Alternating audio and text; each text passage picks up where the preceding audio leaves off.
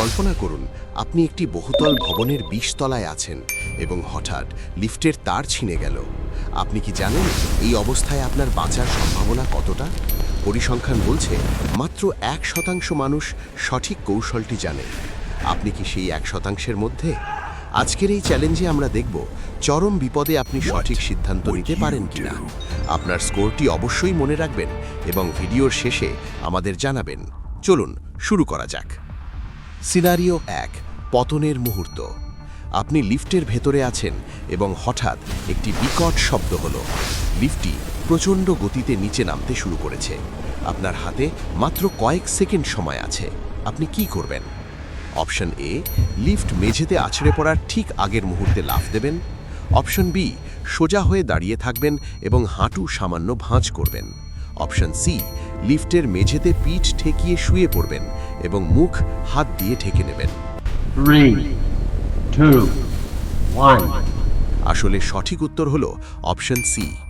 অনেকেই মনে করেন লাফ দিলে রক্ষা পাওয়া যাবে, কিন্তু পতনের সঠিক সময় বোঝা অসম্ভব। সোজা হয়ে দাঁড়িয়ে থাকলে আপনার হাড় এবং মেরুদণ্ড চূর্ণ বিচূর্ণ হওয়ার সম্ভাবনা থাকে। মেঝেতে শুয়ে পড়লে পতনের ঝাপটা আপনার পুরো শরীরে ছড়িয়ে পড়ে, যা আপনার গুরুত্বপূর্ণ অঙ্গগুলোকে রক্ষা করে। সিনারিও ২, অন্ধকার ও ধোঁয়া। লিফটটি মাঝপথে আটকে গেছে এবং ওপর থেকে ধোঁয়া আসতে শুরু করেছে। আপনি লিফটের ভেতরে আটকা পড়েছেন।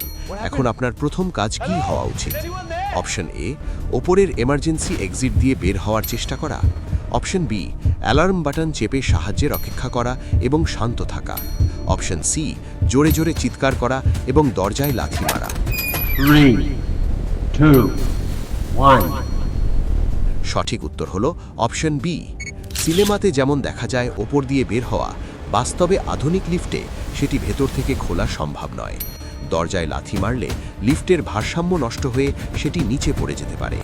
শান্ত থেকে অ্যালার্ম ব্যবহার করাই হলো বাঁচার শ্রেষ্ঠ উপায়। আপনি কি জানেন আধুনিক লিফটগুলোতে সাধারণত ৪ থেকে ৮টি স্টিলের কেবল থাকে। প্রতিটি কেবল একাই পুরো লিফটের ওজন বহন করতে সক্ষম। তাই সবকটি তার একসাথে ছিঁড়ে যাওয়া গাণিতিকভাবে প্রায় অসম্ভব। কিন্তু যদি কখনো এমন হয়, তবে আপনার উপস্থিত বুদ্ধি হবে আপনার একমাত্র অস্ত্র। সিনারিও ৩, দ্রুত উদ্ধার। যদি লিফটের ভেতরে অক্সিজেন কমে আসছে বলে আপনার মনে হয়, তবে আপনার কি করা উচিত? অপশন এ, খুব দ্রুত শ্বাস নেওয়া শুরু করা। অপশন বি, একদম নড়াচড়া না করে চুপচাপ বসে থাকা।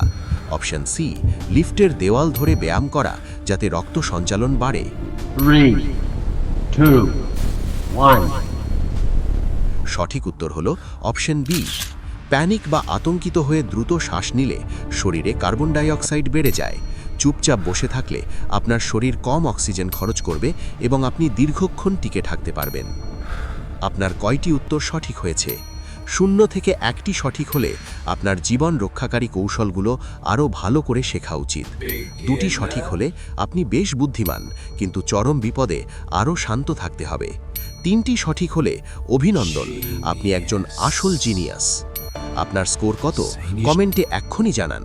এই ধরনের আরও ভিডিও পেতে আমাদের চ্যানেলটি সাবস্ক্রাইব করুন এবং ভিডিওটি আপনার প্রিয়জনদের সাথে শেয়ার করুন, কারণ এই একটি তথ্য হয়তো কারো জীবন বাঁচিয়ে দিতে পারে।